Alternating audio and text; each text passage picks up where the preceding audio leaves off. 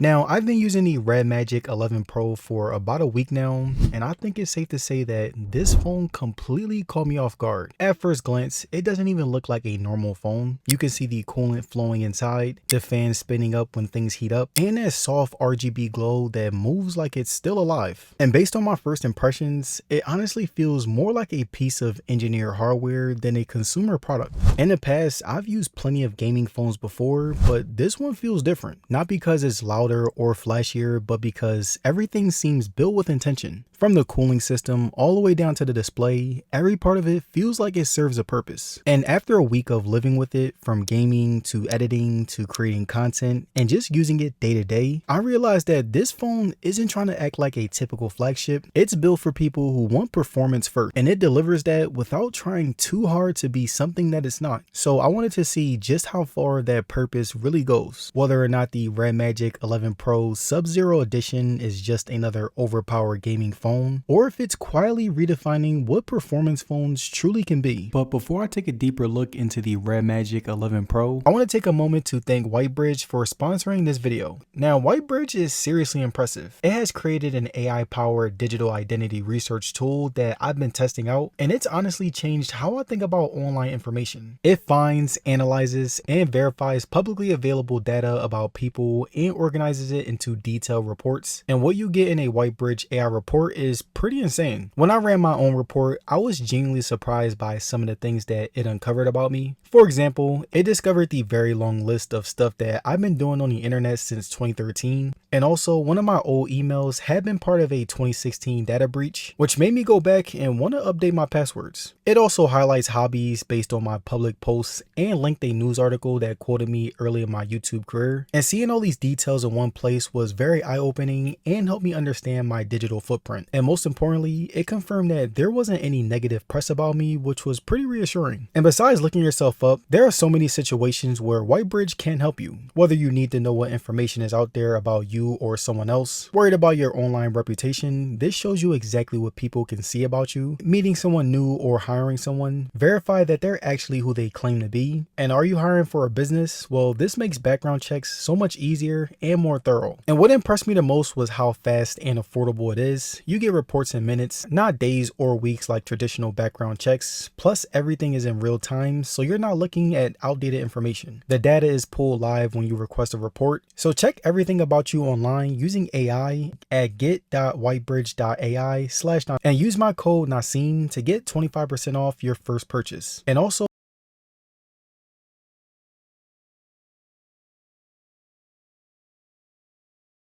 Whitebridge is so confident in their service that all plans come with a 30-day, 100% money-back guarantee. And for business owners watching, they even offer free demo calls and testing credits. Now, let's get back into the video. Now, the first thing that hits you when you unbox the Redmagic 11 Pro, especially this Sub-Zero Edition, is the back. It's not your typical glossy panel or matte finish. It feels like you're looking at what's inside the phone. The Sub-Zero Edition has this transparent silver body that shows off the actual cooling system. The liquid coolant flows visibly through the channels, glowing this soft ice blue pulse whenever the fans start kicking in. It's kind of like a window into a tiny gaming PC that fits inside your hand. And what makes it even cooler for me is that there's no back camera bump at all. The back is completely flat, so when you set it on a table, it doesn't rock or tilt. And that's a pretty small thing to worry about, but it makes it feel cleaner and more premium, especially when you're used to phones with massive camera humps sticking out like they're begging for scratches. The whole chassis is built with a solid aluminum alloy frame that's sandwiched by Corning Gorilla Glass, and it weighs around 230 grams, which when it translates to feel in hand, it gives it this dense, high-end feel without being too heavy.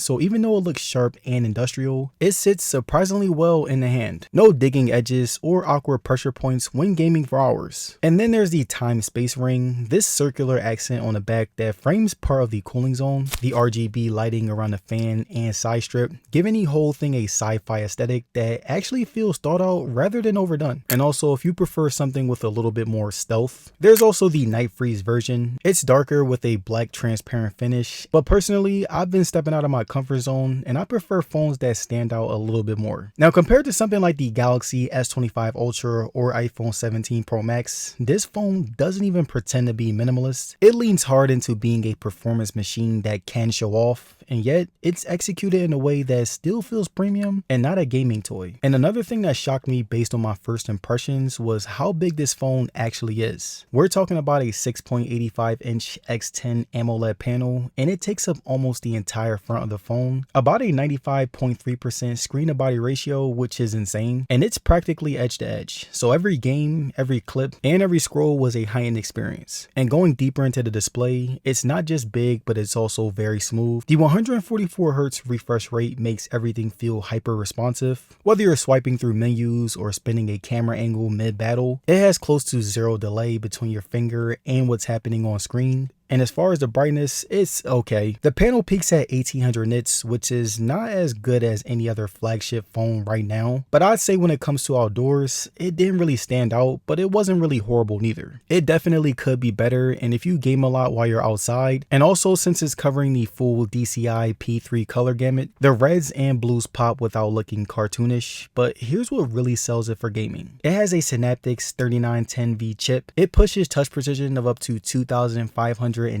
Hz, meaning that this screen is tracking your input faster than you think. So if you're playing shooters or rhythm games, that response times actually gives you a genuine edge. Milliseconds matter, and this display actually reacts in real time. And this was very helpful for me since I play Call of Duty Mobile ranked, and I definitely felt the responsiveness and its sharp patterns. And for anyone who sweats or plays in humid conditions, there's even a wet hand mode, so you can still swipe or tap accurately even if your fingers aren't completely dry. I tested it out after washing my hands, and I didn't miss a single input, which is honestly kind of wild. And another cool thing was that Redmagic didn't ignore comfort. The screen's TUV Rainland and SGS eye protection certifications means it filters out blue lights and reduces flicker. And basically what this does is that it protects your eyes from being strained after long sessions of gaming. So altogether, this display feels like it was engineered by gamers for gamers. So it's not just smooth, it's reactive, vivid, and surprisingly easy on the eyes. Now moving on to performance, under the hood, this thing is a beast. The Redmagic 11 Pro runs the Snapdragon 8 Elite Gen 5, and it's not just another spec sheet flex. This chip hits up to 4.6 GHz on a 3nm Pro process, which basically means that it's smaller, faster, and way more efficient than anything from last year. And pair that with the Redcore R4, a dedicated gaming chip that handles all of the behind the scenes magic, you know, like your vibration timing, RGB effects, cooling adjustments, and even power distribution. And the whole system really felt dialed in. And Redmagic also added their own optimization engine called the Energy Cube 3.0, which constantly manages your GPU, CPU, and memory in real time depending on what you're doing. So if you're gaming, it pushes performance. If you're scrolling, it pulls back power to save battery and reduce heat. And that's why this phone doesn't really cook itself after 20 minutes of gameplay. It stays stable. And I've been testing it using some heavy hitters, Call of Duty Mobile and PUBG Mobile, and it barely breaks a sweat. In Redmagic's own lab results, Genshin Impact ran at an average of 60.9 frames per second with only 0.5 frame variance over 2 hours. It stays smoother than what I've seen on the iPhone 17 Pro Max. And combine all that with 24 gigabytes of RAM and UFS 4.1 Pro storage, no lag, no hesitation. And you can jump from editing a video to diving back into a high intensity game within seconds. And another thing that was wild was just how consistent it felt. There's no thermal throttling, no frame dips, just constant power that makes every task feel instant. And again, it's the kind of performance that reminds you that this phone was built by gamers. I had to see if this whole liquid cooling in a phone thing actually works, because let's be honest, that sounds like something out of a gaming PC commercial, but this isn't just a gimmick. The octa-core cooling system inside the Redmagic 11 Pro is the world's fastest mass-produced liquid cooling setup in a smartphone, and it's using a real fluorinated coolant, the same kind that you find in high-end AI servers. And if you were curious as to how it works, then here it is. Inside the body, there's a tiny micro pump that pushes this non-conductive liquid through microchannels carved into the phone's frame, and as it flows, it literally pulls heat away from the Snapdragon 8 Elite Gen 5 and battery area, then transfers it to a massive 13,000 vapor chamber, which is the largest in the phone market right now. And on top of that, the vapor chamber sits a layer of liquid metal 3.0, which conducts heat faster than traditional copper. And then comes the part that makes this system almost overkill, a 24,000 RPM turbofan. It's waterproof, dustproof, and louder in specs than it is in real life. In person, you mostly hear just a soft hum when it ramps up, and it's even crazier to think that even with all that power under the hood, the Redmagic 11 Pro doesn't compromise on battery life. It's packing a massive 7500 mAh battery, which is bigger than what you get in most gaming phones and even a lot of tablets. And what's insane is that it fits into the same slim body without feeling bulky or unbalanced. In real use, it holds up surprisingly well. I got around 34 hours of total use, and if you're gaming, you're looking at about 8 hours of continuous gameplay at full frame rates. And that's like playing Genshin Impact or PUBG Mobile through an entire flight across the country without needing a charger. And when you do need to plug it in, it's ridiculously fast. The phone supports 80-watt wired and 80-watt wireless charging, which is still rare in this category. I tested it on wireless and it went from 0 to full in about 68 minutes, no cables, no waiting. And it also supports reverse wireless charging, so you can drop your earbuds, smartwatch, or even another phone on the back and share power directly. So it's not just convenient, it's genuinely practical whether you're shooting, traveling, or gaming on the go. And now moving on, here's the part that ties it all together. That Energy Cube 3.0 system that we talked about earlier,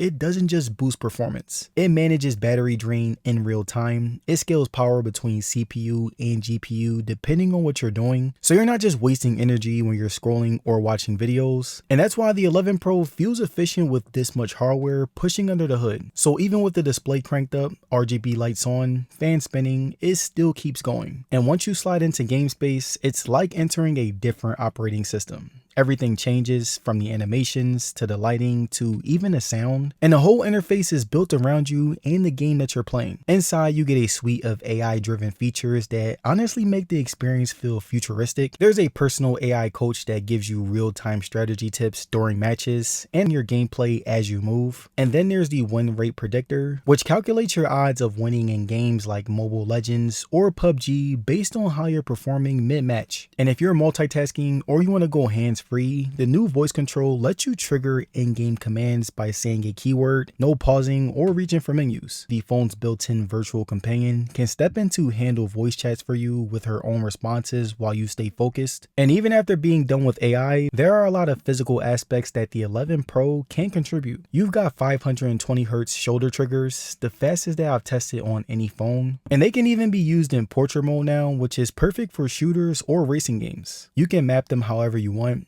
aim, shoot, reload, and it's pretty instant. And pair that with the X-axis linear motor for 4D vibration feedback, and you can literally feel every hit, every explosion, or reload in your hands. The RGB lighting on the sides and fans sync with your game, giving you that extra bit of visual flair. And yes, you still have a 3.5mm headphone jack, which means zero latency audio whenever you're playing competitively. But yeah, overall, the Redmagic 11 Pro doesn't just feel smooth, it feels tailored. Every trigger, press, every frame, and every vibration feels intentional. But moving on from all the cool features that the 11 Pro can do, let's talk cameras. Because even though this phone screams gaming, Redmagic didn't just slap on a random sensor. You've got a 50 megapixel main camera with optical image stabilization and anti-glare coating. So there are shots that come out sharp and balanced even with tricky lighting. And then you have another 50 megapixel ultra wide lens, which honestly surprised me, but it still wasn't all that. Color stayed consistent across both sensors, but they're okay. Personally, when it came to the sample photos that I took, I felt like the colors definitely could have been better. So yeah, the Redmagic 11 Pro isn't chasing photography awards, but it definitely proves that a gaming phone doesn't really have to settle too much. But moving on from the camera, here's something that I didn't expect. The software on this phone is actually interesting. It runs on Redmagic OS 11, and unlike a lot of gaming phones that throw flashy skins on top of Android, this one feels surprisingly clean but still packed with smart features. I like the fact that I can edit the way I scroll. I liked how colorful everything looked, and I say that as far as Android goes, it's pretty smooth. But the fun part, and honestly the most Redmagic thing, is the Mora assistant. She's like this animated digital companion that pops up on your home screen or while charging. She talks, reacts, and even has her own little animations. And you can set her to wake you up, keep track of your tasks, or just hang around a live wallpaper with different outfits and moods. And I also love the physical switch that turns into gaming mode that can also be attached to any other app that you want. And I would say that overall, the software on this phone is pretty nice.